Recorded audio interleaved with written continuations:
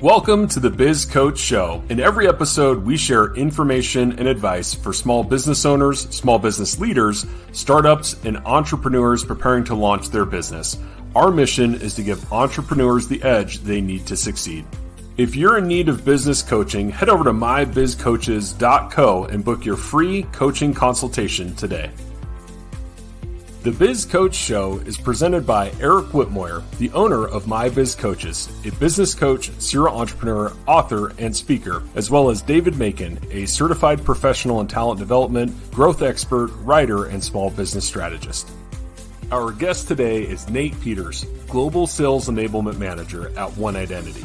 One Identity is a software as a service company that provides identity and access management solutions. Nate holds a Bachelor of Business Administration degree from the University of Arizona Global Campus and has over 10 years of sales enablement and training experience. Learn more at oneidentity.com.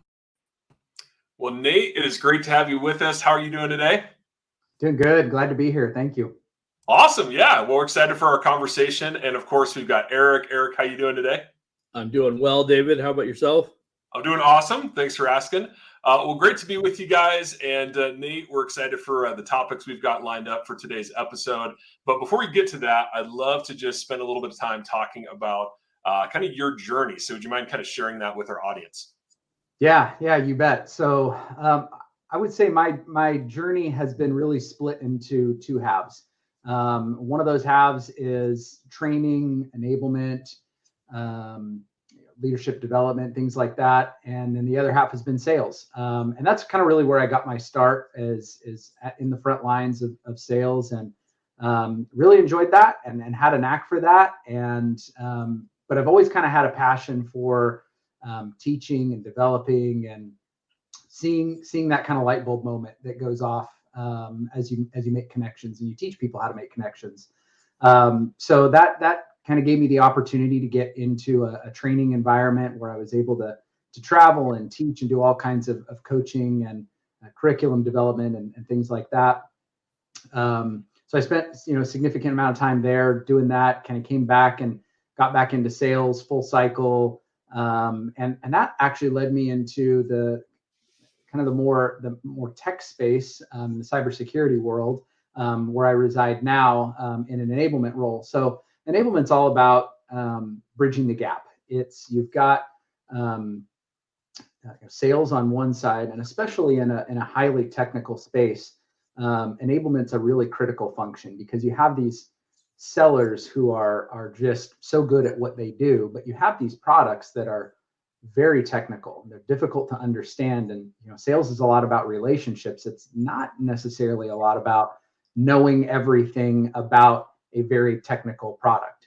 There are product managers and there are sales engineers, and that's kind of more their job. Where I fit into the puzzle now is kind of helping bridge the gap, making sure that they can talk to each other. That's really kind of the key function of enablement. And so last several years I've been doing that at One Identity, and it's been a really fun experience. It's definitely one of those things where every day is different. We have new solutions and people and challenges that we're solving for. And in a day and age where we've got, the development of AI and things like that are just accelerating the growth of the type of business that I'm a part of, it makes for a pretty fun journey. There's not very many stale moments. Oh, that's awesome. Yeah. Thanks for sharing that, Nate. It's kind of been fun to watch your journey, and certainly you're making an impact where you're at now. So that's great. Eric, how did you first get connected with Nate? Well, let's see. Nate was 19? 21. 21? Okay. 21. You just looked 19. You looked 19. That's right. But he was he came on board with us at the Boise, up in Boise at I can't remember the name of the store, but it was right by the campus at Boise State. Broadway, that was the story. Yeah. But he was part of a crew there. That was actually my favorite crew, is when we took over that region. And it was the first group that I really spent any time with and connected with in that market. But Nate was fresh, wet behind the ears. I remember how he sold me on the interview that he was willing to do just about anything.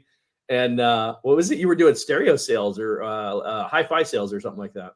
Yeah. It really wasn't even sales. I was just kind of a warehouse guy that was working, doing the audiovisual type stuff. And Right. yeah.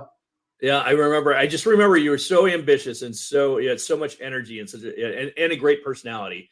I was like, yeah, if he's willing to work that hard for the guy that you were working for, I'm like, yeah, he'll be a good candidate for us. And so probably one of my favorite hires, quite honestly. Thanks. And I don't say that. I mean, David was already on the company, so I can't take credit for hiring him. But yeah, no, I just remember I have very, very fond time. I was only there for 1 year in Boise, and I have very, very fond memories of that time in Boise. So it was kind of fun. Kind of wild that was 17 years ago now. I was just going to say, don't say it. I feel old. Ouch. Yep. Yeah, I mean, how old are your kids now? Let's see. My daughter is 10, and my son will be 9 in a few months. And I had neither when we met. Yeah, exactly. In fact, probably 5 or 6 years after we met, I still didn't have any. So they're getting up there. Yeah, it's crazy. That's amazing. Yeah, but a lot of fun, a lot of great times back in the day with that company and the things that we did. But more importantly, things we accomplished. I mean, it was a top producer right out of the gate. I mean, I was maybe like a few months, and he was one of the top producers in the market. And what I loved most was we were trying to change the culture, as you both know, what the culture was like as we took over that market, and trying to adapt to what would be more appropriate for our culture, for the organization we worked for. And and Nate was like totally all in, completely sold. I was like, I love this guy. I do. I look fondly back on that time, and often reflect on how that was. If we could just plug that culture in to any business, Yep. your success goes up. That was a great run. Yeah, I agree. But that's and then we took on a number of different roles throughout the years while we were there before we transitioned. But yeah, a lot of fun. Love it.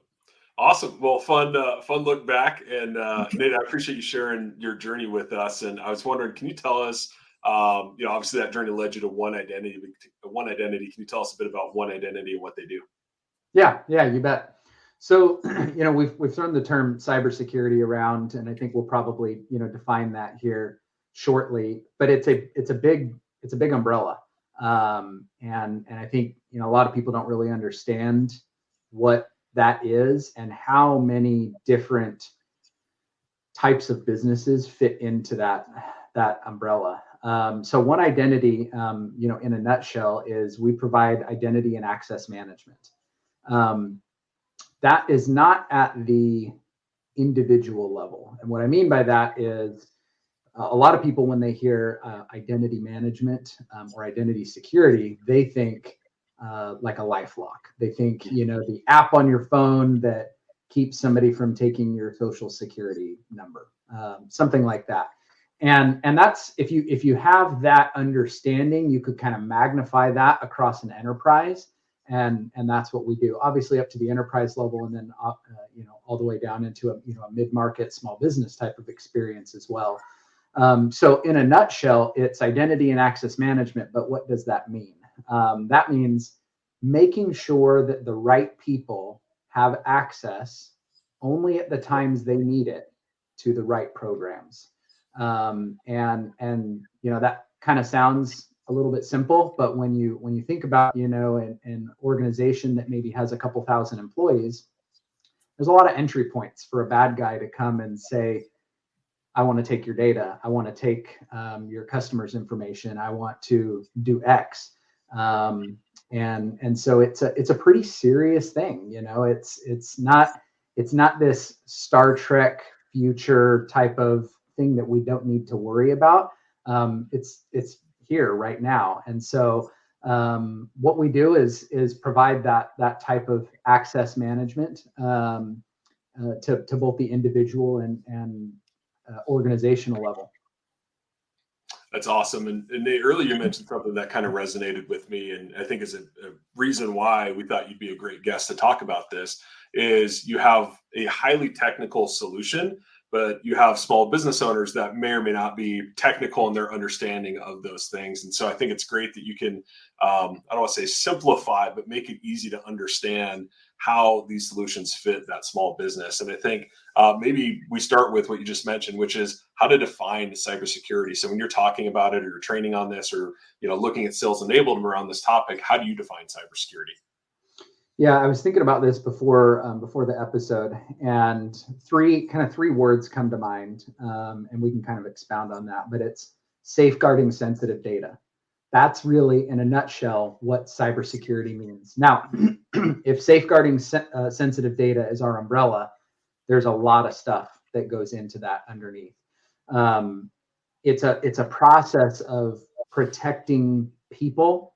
It's a process of protecting systems, critical information, making sure that only authorized people can gain access to the things that they should be gaining access to at the times that they should be gaining access to those things.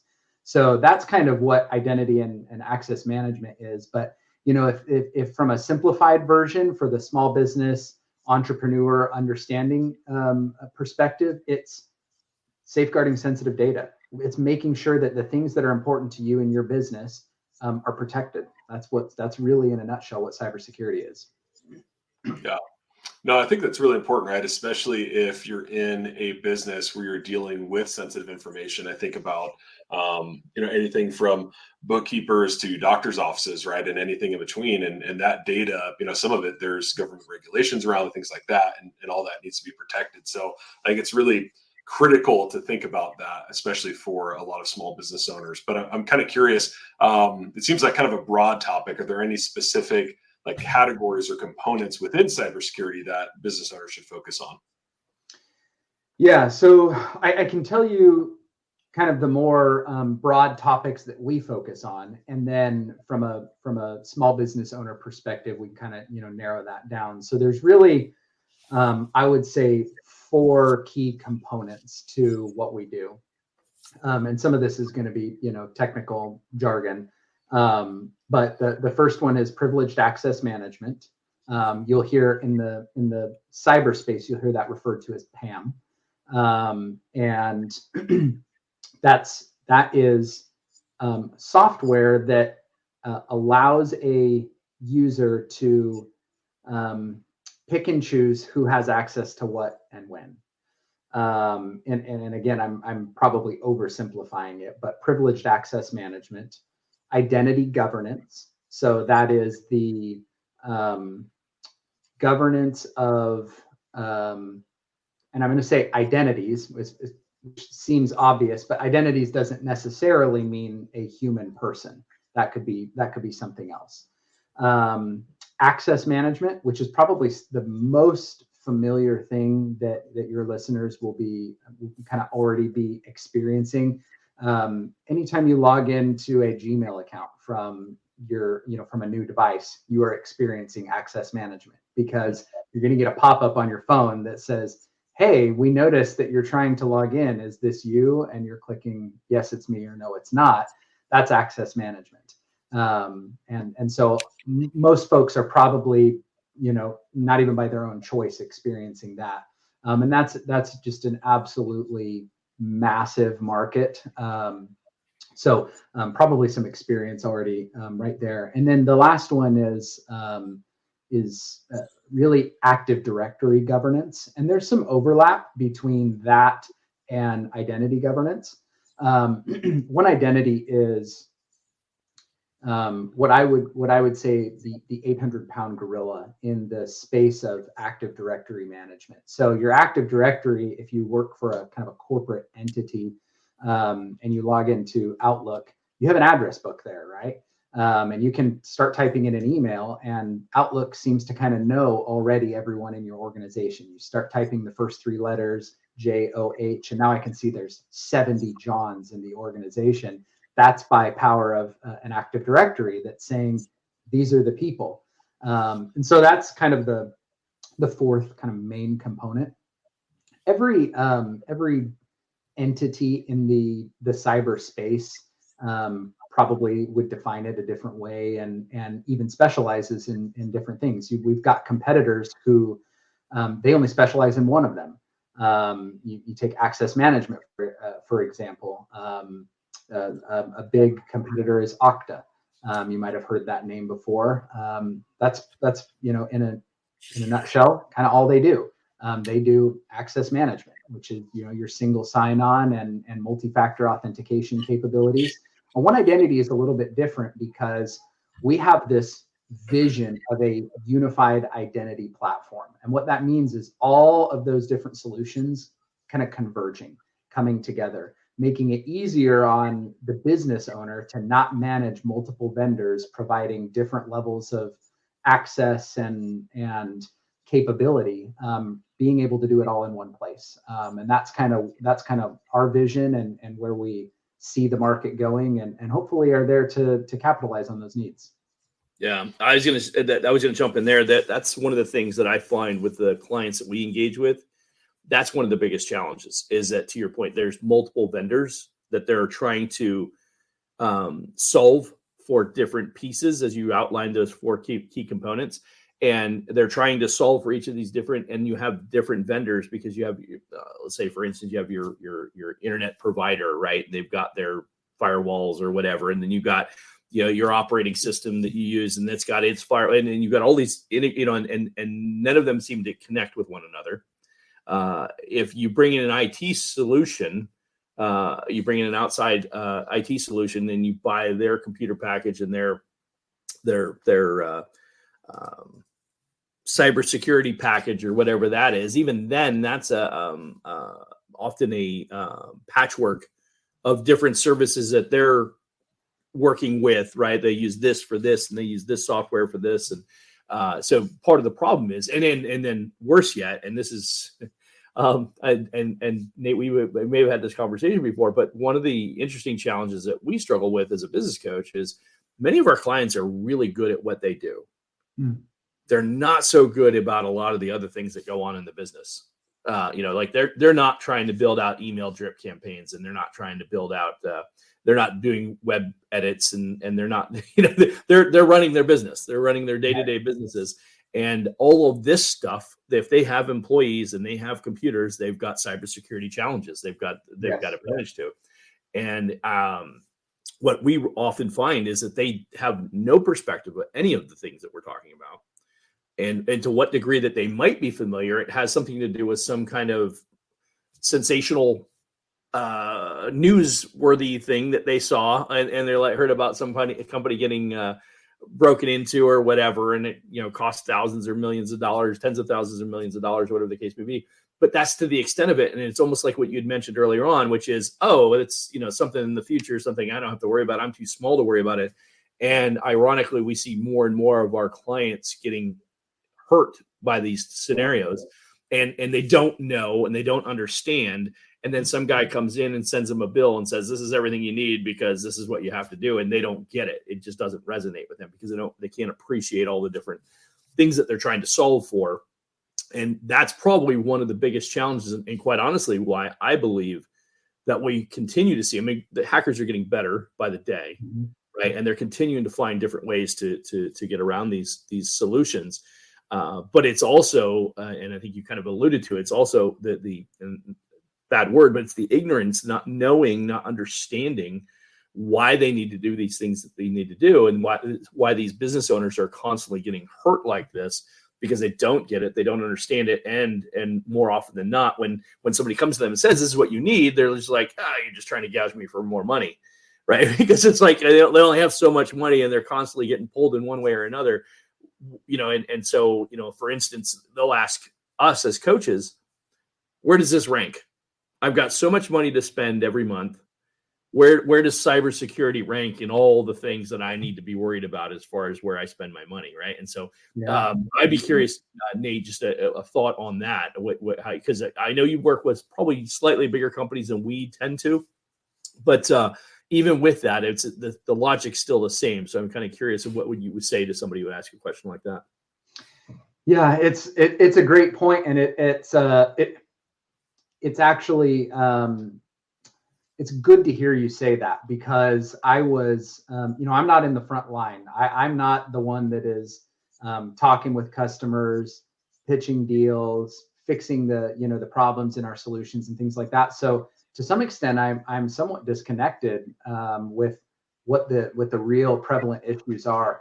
And so in advance of this this call today, I was talking to a couple sellers, and I was like, hey, just tell me, what do you see? What do you think? What are some of these bigger, what are the challenges? Things like that they're experiencing. And that is exactly what you said is exactly what I heard. And that is that from a small business perspective, they don't have the bandwidth to deal with this.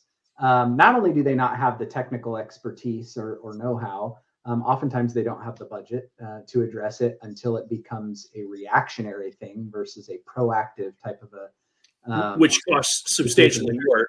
Yeah.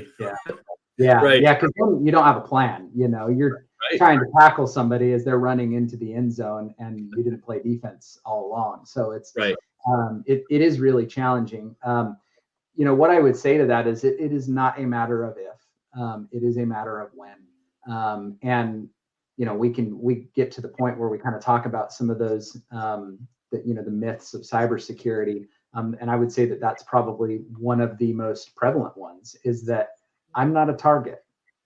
Nobody who wants to hack me, who wants to take my data. I'm insignificant. You could go to Facebook, or you could go to Microsoft, or you could go to all of these massive organizations that have trillions of dollars. They're the ones that are at risk. And the reality is, they're playing defense. Those are the guys that have their ducks in a row, because they already have use cases outlined where the small business owner does not. They don't have a defense set up at this point. So what you're saying is actually being corroborated by what I'm hearing in a different meeting. And that is absolutely critical to understanding. Anybody that's listening, is it is not an if. You will have to deal with this at some point. I'm familiar with a small business that has around a dozen employees or so, and they absolutely didn't think that this would happen to them. And this is not we're not talking a multi-million-dollar gigantic.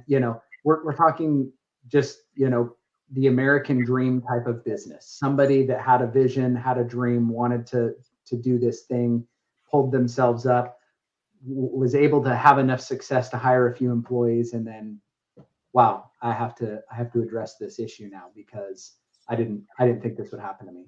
So it will at some point. Yeah, appreciate that. That's it. And then to your point, that's the hardest part, right?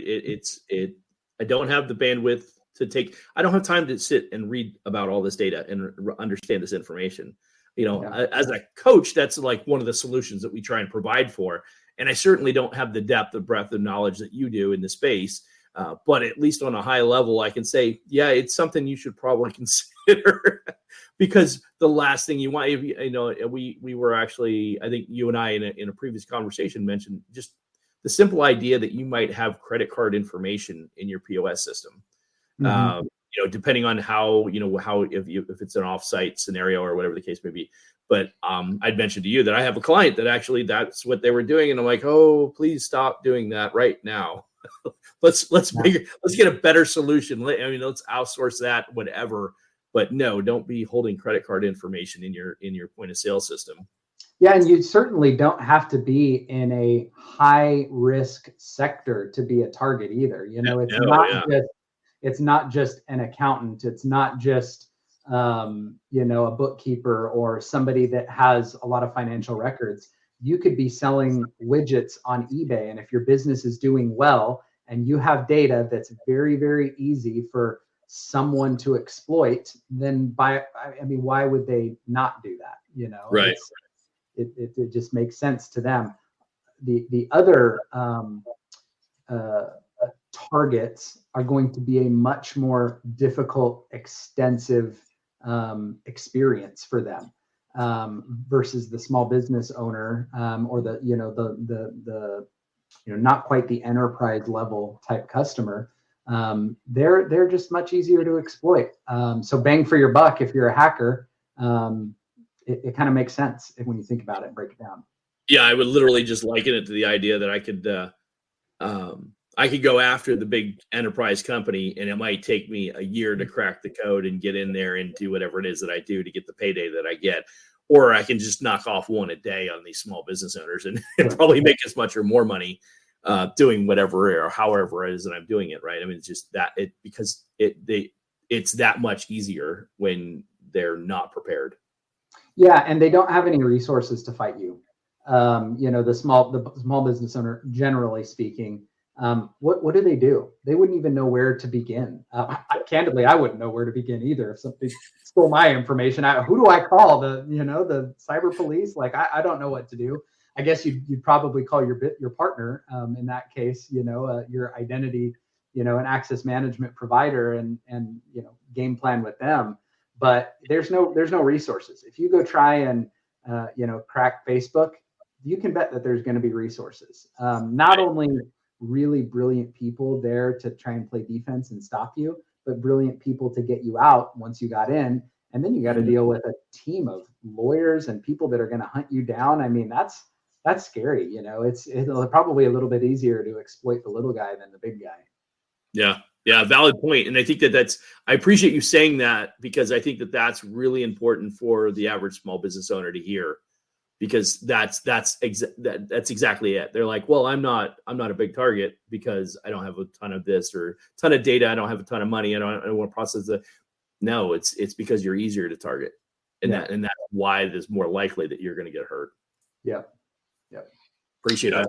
It's funny you say that. My son's Taekwondo school was the target of a cyber attack. So you talk about, not data intensive, they're not a high risk sector necessarily, but even them, little mom and pop martial arts school, a couple classes a week, they got attacked. So I think what you're talking about is spot on. And kind of with that, I'm curious, Nate, based on your insight, are there mistakes that you see, small businesses make when it comes to their cybersecurity that would be maybe easy holes to plug?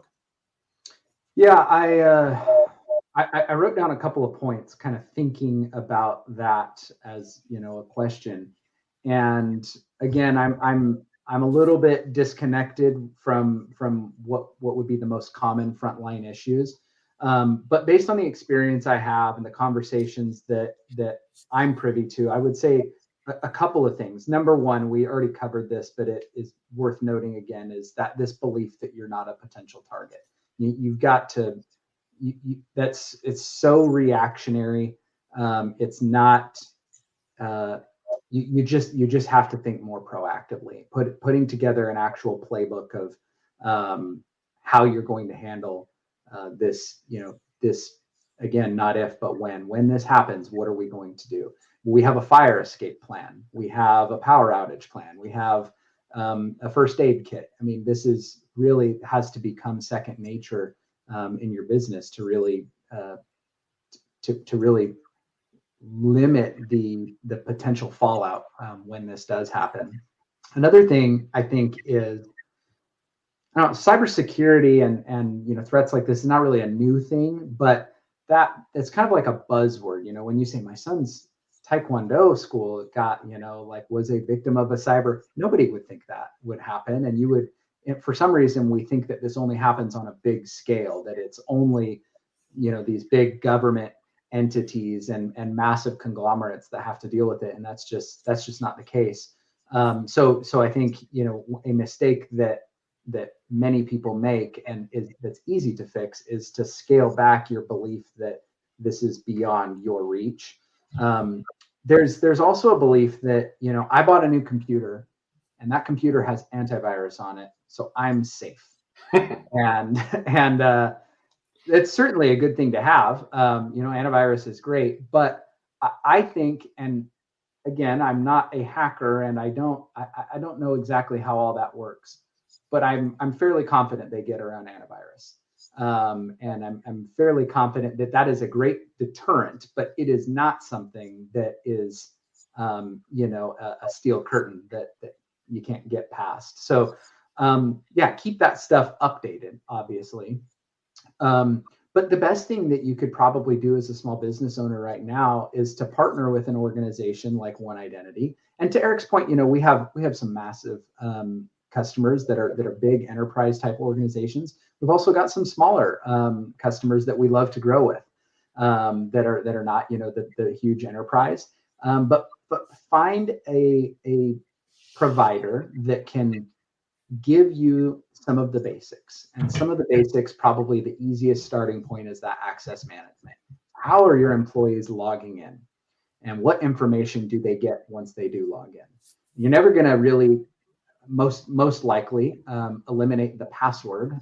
We've got things like facial scans and retina, scans and fingerprint scans, and all that is really great, but you still have to have a password probably at some point. So what's managing that password, who can get into that, and some of those basics, access management, SSO, which is single sign-on, MFA, multi-factor authentication, those types of things are not out of budget for the small business owner. That could be something that definitely ends as a line item for you. You might not need a complex identity governance solution with a very technical deployment and this massive proof of concept. You might not need all that stuff, but you really do need some type of MFA. How am I signing into my programs? And that is extremely accessible to the average small business owner. It is not overtly expensive. You just call somebody and ask, get some prices. Do a little shopping like you would if you were going to buy a new TV. Look at a couple of providers.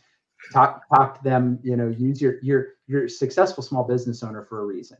You're probably good at building relationships, thinking outside the box. You're probably pulling yourself up by your bootstraps. You're a hard worker. Do a little bit of research. Set aside a couple hours in a week and make a few phone calls and see what's accessible to me within my budget right now. Can I make that happen? I love it. Yeah, those are some great tips. I'm curious. You mentioned a few of the mistakes they make. Any potential steps that a business owner should take beyond what you've already shared? I think the biggest thing is to proactively partner with someone that can help you, because like I said, the average small business owner, I think, is playing as it relates to cybersecurity, is playing a very reactive game. And if we were to relate that to any type of a sport, basketball or baseball or football, they're kind of going into this just with some equipment, a glove, a bat, maybe a helmet, thinking, okay, I know how to tackle, or I'll tackle once the runner gets to me. And really what you need to do is hire a coach. And by coach, I mean some type of a partner who's seen this before and who can help come up with a game plan for the type of organization that you have, so that you do have a playbook, so that you're not just trying to, panic react to these scary situations. And if nothing else, that gives you confidence to be able to go do the things that, you are good at in the organization. Yeah, I was going to say, I sat in with a client to do some assessment with an IT solution. So IT/security, right? They were bringing in some security options, and it was funny that he'd mentioned that what has been one of the biggest Achilles heels for any businesses, small or big, is the password authentication process and the phishing that goes on in email. And he was adamant that a large percentage of those in any, regardless of size of business, often stem from, they get in, they get you to click on something. It seems harmless, but it lurks in your back, and it captures the logins or passwords or whatever to certain access points that they want, and then they get what they want, and then that's when it happens. And it could be weeks and even months, from what he was explaining to us, how long a hacker will wait to take advantage of something, because until it plays out the way they need it to or whatever. but it's ironic because, my biz coaches, we're growing.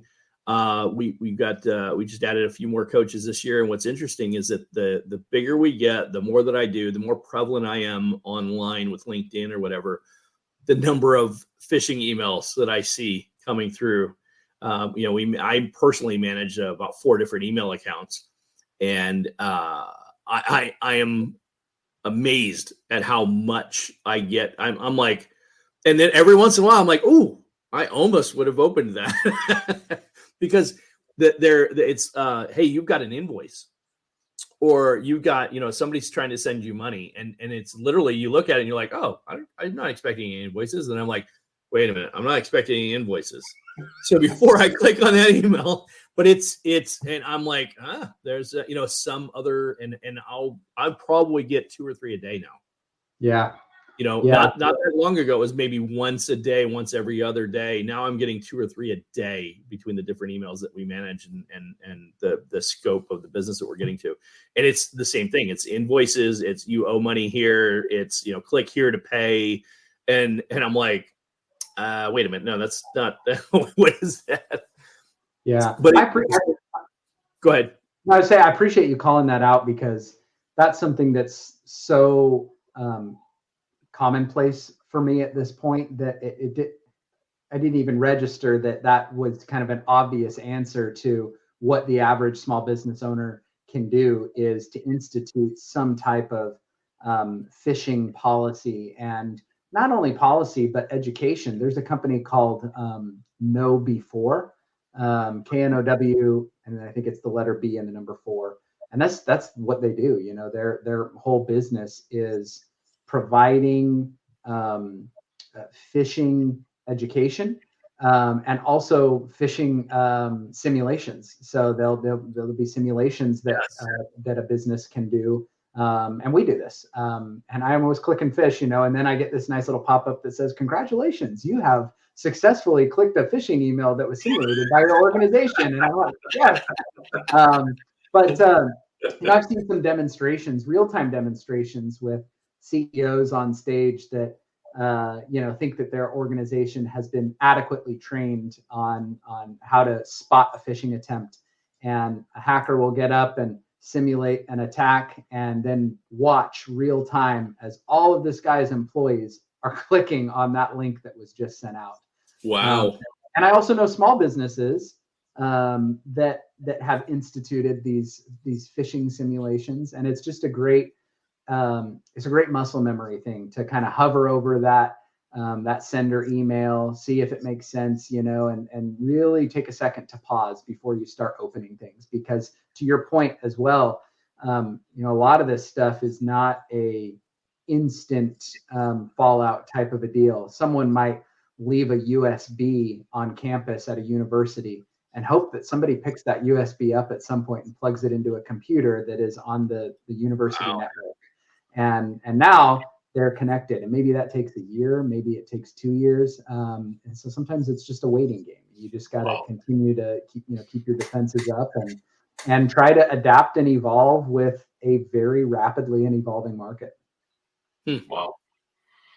See, I just forward my suspicious emails to Eric, and then he can tell me if it's phishing or not when he clicks the link. Works great. I don't know if I recommend it for every business owner out there, but it's good. Right. A little bit of a gamble, but you're safe. Yeah. Exactly. Well, great stuff, Nate. Just while you're here, I know you probably hear your fair share of myths, and you've debunked several of them already. But any other myths about cybersecurity that you want to debunk while you've got the time here? Yeah, I don't know that I would debunk anything new, anything different than what we've covered. But I think kind of those three big things I would just re-emphasize, that you are a target. The attitude of it couldn't, or it wouldn't, or it probably won't happen to me, you got to get rid of that. Thinking that antivirus is your one-stop shop to protection would probably be a second one. It is a good thing, and poor antivirus, maybe I'm giving it a bad rap right now. Antivirus does a good job, but it's not the end all be all. And so an assumption of protection is probably not the best game plan for any business owner. And then thinking that financially that it is out of your reach, I think would be the other thing. Do your best to put it as a line item and make it part of your budget, because it's kind of one of those things like your health. If you don't focus on your health, you will be forced to focus on your health at some point. If you don't focus on cybersecurity, you will be forced to focus on cybersecurity at some point. So you might as well do it on your own terms. That way you're not panicking at the last minute, making, potentially uneducated decisions in a hasty manner versus going about it in a more thoughtful and strategic type of approach. Yeah. Side note, I'd mentioned when I sat with that one client, which now it's been a combination of conversations with that particular company, that they came in to meet with my client that the IT services and provided the cybersecurity solutions for that small business. And I want to say that it was a few $100s a month. So it wasn't ridiculously unaffordable. They only had a handful of employees, I think they had like 7 computers, but $400 or $500 a month. I mean, depending but that's not unreasonable for just about anybody. That's feasible. Now, how much, how well, right? But I do know that the first thing they did was educate them extensively on phishing. They incorporated, and I don't know if it was the company you referenced, but he incorporated a company like that would do testing to challenge them and make sure that they didn't click the button and introduce the company to something they shouldn't have. But it wasn't ridiculously expensive. And then the other conversation that came out of that was, okay, well, now you should also consider getting cybersecurity insurance for your business, right? To protect you in case something happened. And then, of course, then it turned to the conversation about how much is enough insurance. Well, how much exposure can you potentially have, right? And so there's a number of things to factor in there. But to your point, I think there's a great message, Nate, is don't be reactive in it, be proactive in it, do the due diligence. If you don't know, get a specialist to come in. And my recommendation, you said, you do your due diligence. I would have 2 or 3 because you're going to, what you'll also find is the range in pricing for these services, because nobody knows. We were all in sales, right? Yep. When the lack of understanding, the lack of knowledge creates an opportunity for, I won't say it, but take advantage of people. So there's also a downside to that as well.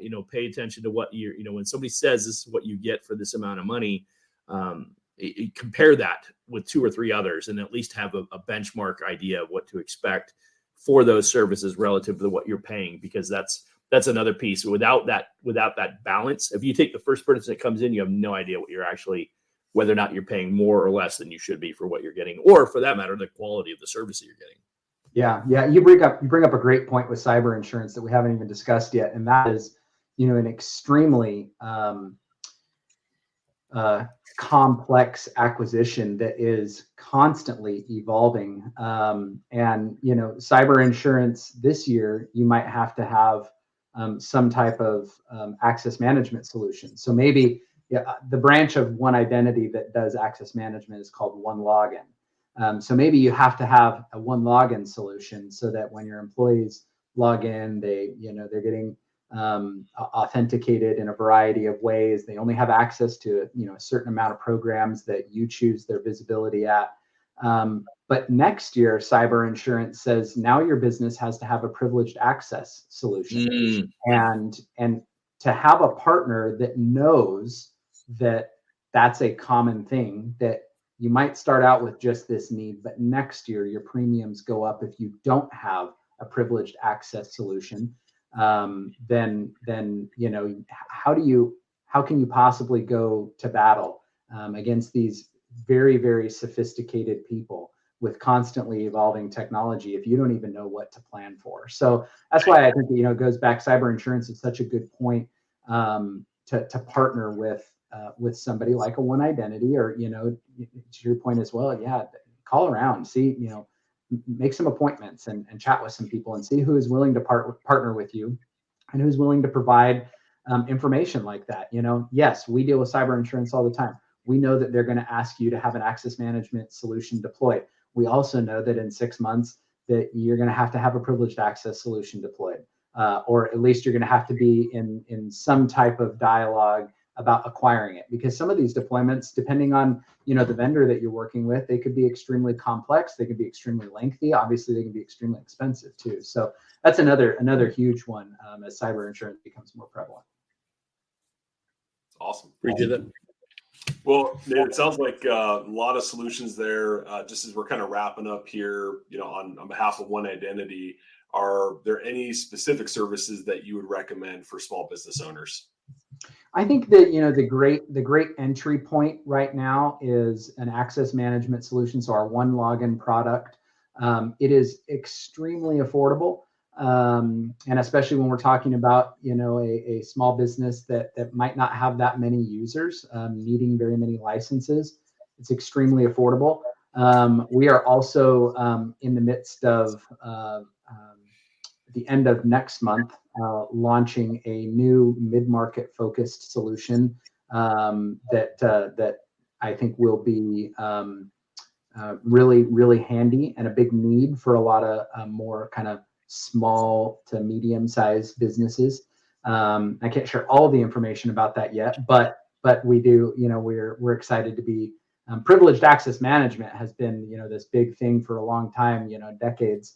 And so making solutions more accessible to more people, I think that's a win-win, because obviously we hope to scale as the business does. Awesome.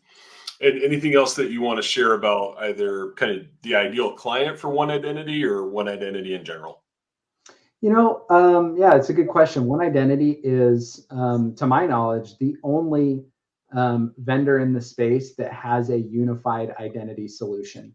We are the only provider in all of cybersecurity that I'm aware of that has privileged access management, identity governance, access management, Active Directory management, all in one space. So being able to consolidate your vendors, there's a lot to be said about that. In fact, if you were to cold call a CISO or a CTO or one of these guys that deals with vendors and technology, that's probably one of their greatest pain points is, I've got so many vendors, I've got so many apps, I've got so many solutions, and that's more POs to deal with, more contracts to evaluate, more solutions to. It's just that's really tough. So One Identity, we've been in the business a long time, multi-decade long PAM and identity governance provider, and so I think it's a great place to start. It might not be the place for everybody, but it's definitely a great place to start having those conversations, and you can get a lot of solutions covered in one single space. Awesome. And if people want to learn more, oneidentity.com? Yes, sir. Awesome. Cool. Well, we'll put a link to that in the show notes in the description. So definitely check that out. We also have a link to Nate's LinkedIn profile. So if you want to connect with him there, chat about cybersecurity or anything else, definitely be sure to connect with them. And yeah, make sure you ask about the Boise State football team. There you go. The blue turf. Okay. Awesome. Before we wrap up, Eric, anything new at MyBiz Coaches that you want to share? Yeah, just we'll continue to beat the drum on the 100 coaches this year. That's our goal, to bring in 100 new coaches. So excited about that. And yeah, thank you for throwing that up there, David. That's our primary focus this year. We'll have a webinar coming up in a few weeks where we're going to introduce to people everything that we're offering. We've fine-tuned the program. We have some people going through our beta right now. So I'm excited about getting some feedback from some of those coaches as we kind of adjusted the program so we can accelerate our growth this year. And looking forward to introducing that to more and more people. Literally on the meeting that I had right before this call, I was talking to somebody, and New York Times bestseller connected with him, and through another connection, and somebody that's in one of my mastermind networking groups. And so he started asking me about our program. He was really interested in what we were doing, and excited about how we can collaborate. He believes that he can help us drive that message of our billion-dollar mission, and helping us drive those coaches. And that's kind of a space that he's very interested in. So excited about the opportunities. We'll see what comes of that. That's awesome. Yeah. And for that event, mybizcoaches.co/events. Eric always has his stuff listed there. So definitely check that out as well. Appreciate it. Well, awesome. Gentlemen, great talking with you, talking cybersecurity. Nate, thanks so much for joining us. It was a great time. Yeah, thanks for having me. Awesome. Hey, we'll see you on the next episode of the Biz Coach Show. Thank you.